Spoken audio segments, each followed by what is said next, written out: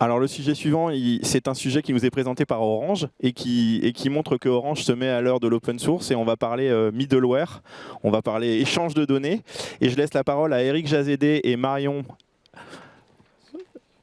Blatché et ben merci à vous.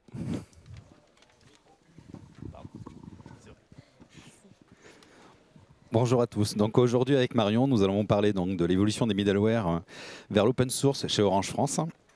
Et ça, la présentation sera axée sur 3 parties. Donc les chantiers que nous avons menés avec nos partenaires Adaltas, Takima et Seven States pour l'intégration des nouveaux produits middleware en remplacement de vieux produits chez Orange. Ensuite, Marion parlera d'un service commun d'infrastructure que nous avons créé qui s'appelle MOBA pour Message Orange Bridge Adapter, qui permet l'interconnexion entre différents brokers de messagerie. Et enfin, pour finir, on parlera de l'évolution et de l'intention d'architecture qu'on souhaite mettre en place pour passer justement à l'échelle du cloud et du multi-cloud. Pour revenir au niveau du contexte, donc dans le cadre de la politique open source donc chez Orange en 2017, il a été choisi de passer et de remplacer les produits historiques, en l'occurrence IBM MQ Series, par de nouveaux produits. Et les produits que nous avons sélectionnés donc pour remplacer et apporter les fonctionnalités nécessaires à nos applications, donc se sont appuyés sur RabbitMQ, donc pour remplacer MQ Series. Et ensuite, le produit Kafka pour répondre à de nouveaux besoins fonctionnels. Et en l'occurrence, côté data 5G par exemple, donc c'est de nouveaux besoins qui arrivent et le produit Apache Kafka est venu se rajouter au catalogue des offres. Donc historiquement, depuis 1992, on utilisait le produit IBM MQ Series et on a mis en place toute une liste de process et de services donc, pour remplacer ce produit. Donc aujourd'hui, le parc que nous avons sur MQ Series est totalement obsolète, que ce soit à travers le produit en lui-même, puisque nous n'avons plus de support éditeur, ou à travers les différentes bus de messagerie qui utilisent le produit MQ Series. Donc aujourd'hui, les 2 produits remplacés, c'est Rabbit et Kafka essentiellement, RabbitMQ et Kafka, à travers de ce qu'on appelle, nous, des PLI, des produits logiciels d'infrastructure, c'est-à-dire comment on implémente au sein d'Orange les produits, en l'occurrence RabbitMQ et Kafka, avec toute notre surcouche, et je vous le présenterai juste après. Donc pour industrialiser les nouveaux produits, donc, la base, c'était de partir sur une solution et des produits open source, de choisir des produits open source qui offrent le maximum de protection des données pour nos applications, puisque c'est quand même un critère très important, qui offrent aussi des patterns donc les plus résilients possibles. Et là, on va parler de haute disponibilité étendue, c'est-à-dire de pouvoir déployer un cluster sur plusieurs data centers ou plusieurs AZ, zones, réseaux. Pour ça, les 2 produits qui ont été sélectionnés sont Rabbit, MQ et Kafka, que l'on a industrialisé au sein d'Orange à travers des PLI, donc qu'on a appelé TRAM pour transfert à MQP, donc c'est l'industrialisation de RabbitMQ, et Kami pour Kafka Middleware, c'est la version PLI d'Apache Kafka.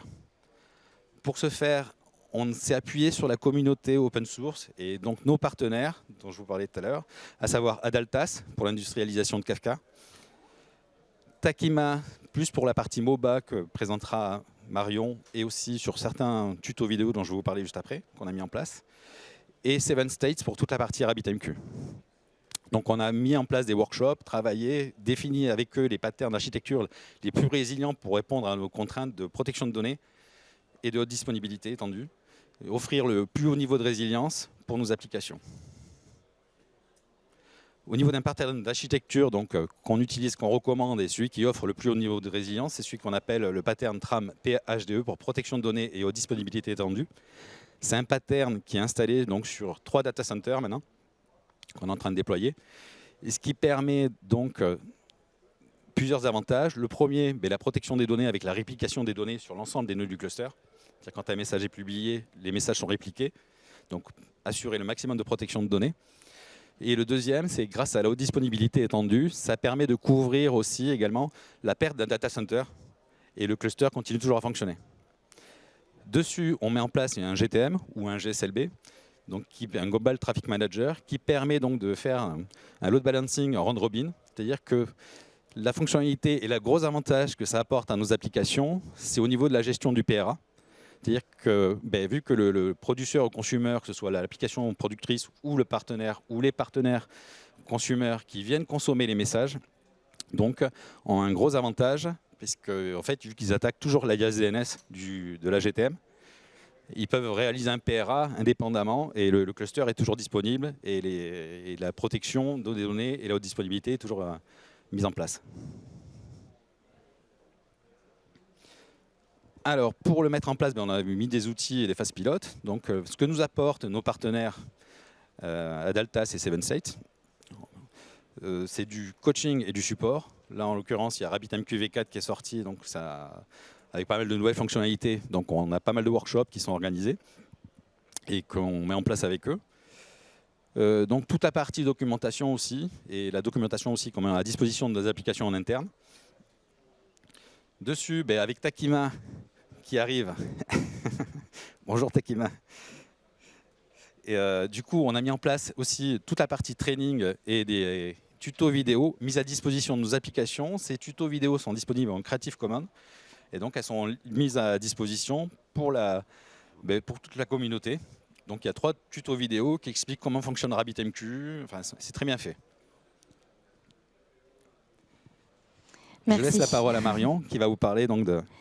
Du coup, Eric, il vous a parlé des nouvelles solutions qu'on a choisies. Et moi, je vais vous parler de concrètement comment on a aidé nos applications à migrer vers les nouvelles solutions.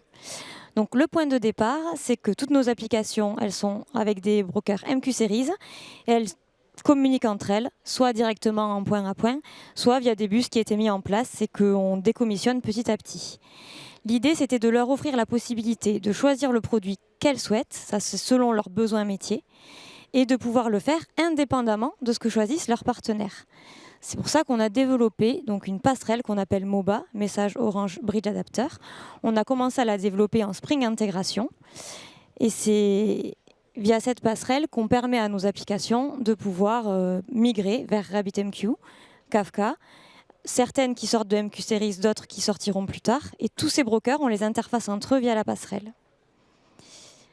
Donc ça, c'est pour vous donner un peu une image plus visuelle de ce que ça donne. Donc l'existant, on avait un bus, là on a représenté le bus. Les applications MQ, elles parlent entre elles. L'idée, c'est de remplacer ça par la passerelle. On a séparé nos containers dans 3 salles différentes. Donc ça, c'est vraiment dans un but de résilience. La première application, là, sur cette animation, on se dit qu'elle part en RabbitMQ. On l'interface avec la passerelle. Et leurs partenaires peuvent choisir d'être en Rabbit, rester en MQ, choisir autre chose. C'est vraiment la passerelle qui fait l'interconnexion entre tous. Ça, ce qu'on a mis en place, donc ça existe. On est en train de le faire évoluer parce que cette passerelle, elle a d'autres vocations maintenant qui permettent de s'éteindre. Donc l'idée de base, c'était de sortir de l'obsolescence d'MQ Series. Mais on est en train aussi de la faire évoluer et d'interfacer tout ce qui est cloud public avec l'interne Orange également. Donc ça, c'est l'évolution en cours en Apache Camel de la passerelle.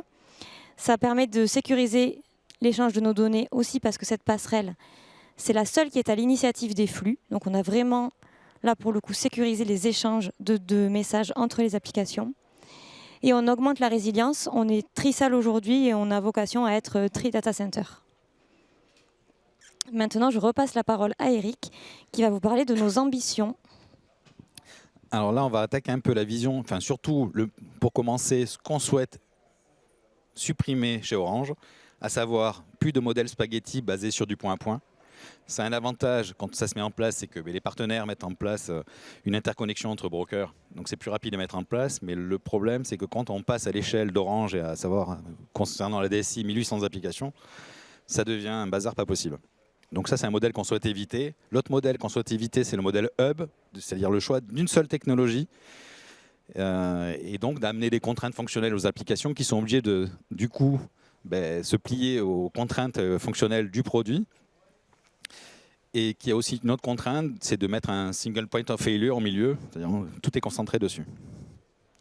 Ce qu'on souhaite donc pour l'avenir, c'est mettre en place un modèle Event Mesh, à savoir que les messages seront consommés localement avec des technologies et une rationalisation donc, des produits middleware qu'on souhaite mettre en place donc, dans chaque zone, ou cloud maintenant, et du coup MOBA qui devient central puisqu'il permet l'interconnexion multi-cloud et donc la mise en place de l'Event Mesh, de ce modèle-là.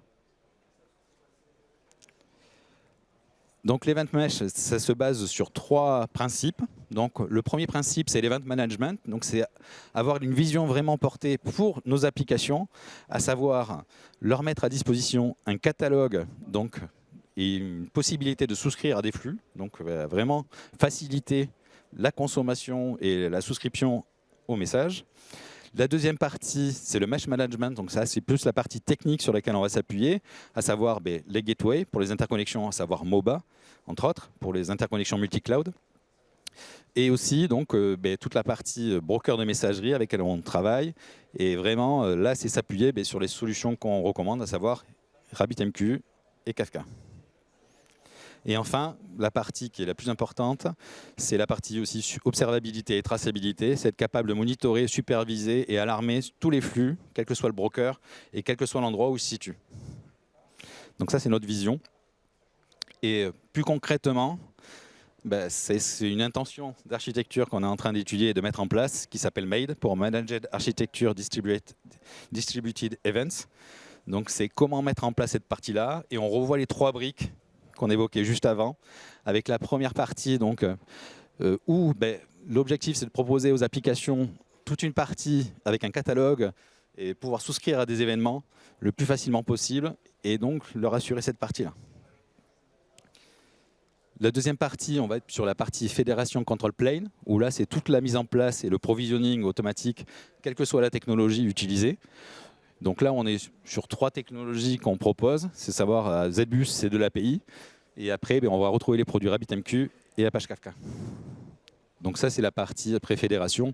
Et MOBA, donc, qui est vraiment une place centrale dans cette stratégie-là et la mise en place d'une solution Event Mesh, puisque là, MOBA va servir d'interconnexion entre les différents brokers en interne, mais aussi vers tout ce qu'on va retrouver sur le cloud public. L'autre partie et ce qu'on souhaite vraiment amener à nos applications pour augmenter le niveau de résilience, gérer l'obsolescence, tous les problèmes qu'on est en train de rencontrer actuellement pour décommissionner MQ Series, donc c'est d'apporter des solutions managées aux applications, à savoir leur fournir l'exploitation et l'administration des brokers. Donc l'objectif, c'est vraiment d'apporter une expérience projet et utilisateur la plus riche possible. Et donc, leur proposer des outils, donc comme j'évoquais juste avant, donc un catalogue des événements, la souscription donc, et l'administration des brokers proposés à travers cette interface, et aussi des outils d'exploitation pour qu'ils soient maîtres des données qu'ils échangent, des messages, et avoir un retour qui leur est propre.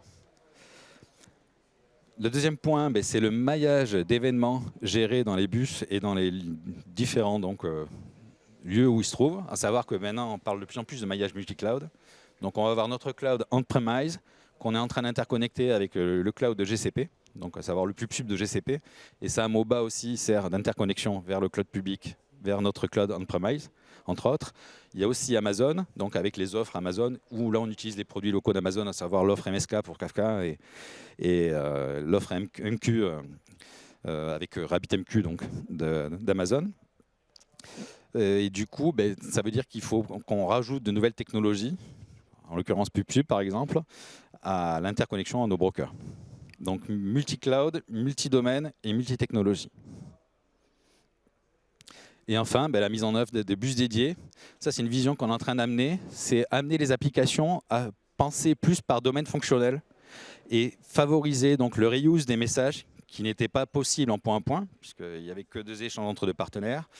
Et du coup, de faire en sorte que les applications pensent plus par domaine applicatif et qu'elles puissent fédérer donc, sur les mêmes brokers donc des technologies, l'utilisation des messages et fonctionnellement avoir que ce soit beaucoup plus enrichi. Ouais.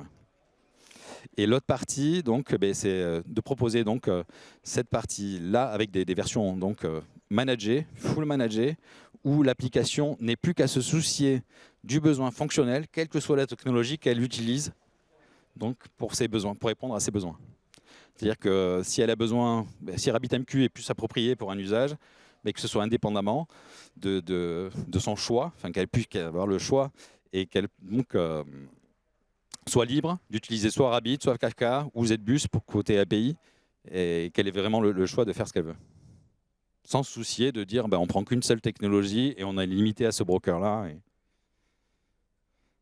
Voilà, donc ça c'est notre vision de demain. Et du coup, voilà, se termine la présentation. Et on souhaiterait donc remercier nos partenaires et Aldaltas, donc avec qui on est accompagné sur la produit RabbitMQ, Takima qui est présent, si vous voulez venir. Donc avec Olivier Laporte et Fatima. Et enfin, Seven States, que vous pouvez donc retrouver tous les trois sur le stand, notre stand Orange, si vous avez des questions ou des échanges. Voilà, on vous remercie, puis on vous souhaite une bonne journée. Si vous avez des questions. Merci beaucoup, on les remercie. Et oui, effectivement, si vous avez des questions, on a un petit peu de temps, on a 5 minutes, donc n'hésitez pas. En tout cas, encore merci pour ce retour d'expérience. Bonjour, Ali Meromi à BPCE. J'ai juste une question par rapport à MOBA. J'ai vu sur un des slides qu'en fait, vous aviez un cluster Swarm. Je me demandais pourquoi vous n'étiez pas parti sur un produit genre Kubernetes, par exemple. Et autre solution, vous parliez aussi de single point of failure. Est-ce que MOBA, ça n'en devient pas un du coup? Parce que si ça tombe, comme il est au milieu, finalement, il n'y a plus rien qui marche. Alors, la première, c'est que quand MOBA était mis en place, on n'avait pas de solution Kubernetes en interne. Donc, on est parti sur un Docker Swarm et un Swarm étendu. Donc, et du coup, ça répond très bien au niveau de pattern résilience. Et on envisage à l'avenir, quand on aura la possibilité de construire le cluster Kubernetes qu'on souhaite mettre en place avec de la haute disponibilité étendue, de faire évoluer MOBA et effectivement de passer de Docker à Kubernetes. Alors, est-ce que ce n'est pas un single point of failure? Oui, c'en est un, indirectement. Après, c'est pour ça que le jour où on passera sur Kubernetes, et il nous faudra à tout prix ce haut niveau de résilience au niveau du pattern d'architecture pour que ce soit le moins un SPOF possible. Et après, il y a aussi la vision, c'est que cette partie-là, ce sera que pour les échanges. Donc, il y a une partie qu'évoquait Marion qui est très importante, c'est que MOBA est toujours à l'initiative des flux. C'est-à-dire que c'est lui qui va publier, par exemple, sur le pub de GCP, et c'est lui qui va ramener le message vers donc notre broker Rabbit, par exemple, en interne. Et du coup, en termes d'enabler de sécurité, c'est ce qui a été choisi et validé d'un point de vue technique, puisqu'il n'y a jamais un flux entrant dans MOBA. Et après, oui, pour répondre à cette partie-là. Oui. Après, le gros avantage, c'est que quand on sera tri des data centers, honnêtement, les chances de perdre les 3 data centers, elles sont quand même... Bon, le jour où on en est là, je pense qu'on aura d'autres problèmes que juste cette perte-là. Donc normalement, on a choisi quand même une architecture qui nous sécurise là-dessus. Est-ce qu'il y a d'autres questions?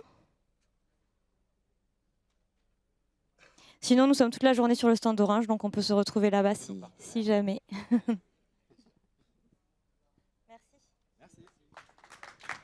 Merci beaucoup à vous.